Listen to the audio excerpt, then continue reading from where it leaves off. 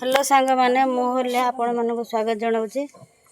आज recipe बनैबा chicken तरकारी। देखो ये आम चिकेन आपाई सब मसला रेडी कर देछि। पियाज काटी टमाटो आलू आउ मसला भी कुटी देछि।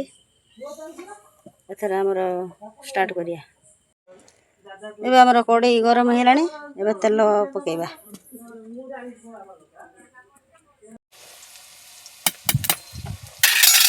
हमर मांसर हळदी पकेबा 2 चमची हळदी पकेबा।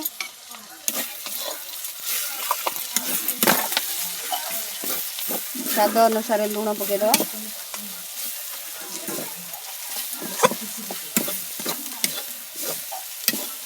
लंका अल्प पकई। आम घर 3टा छुआ अच्छा तेणु अल्प पकाऊँ। आप जी राग खाइबे से पकई पारे।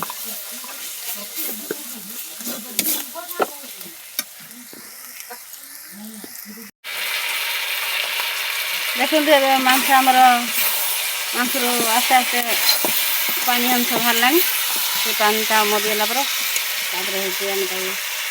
कषिक भल हम पानी देवा। देखते आमर ए कषा पूरा रेडी होगा। एबे आम आवश्यक अनुसार पानी देदेबा।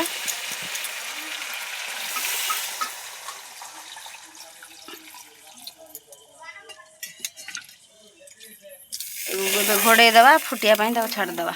आमर प्रस्तुत है अल्प तेल अल्प मसलार देसी चिकेन झोल।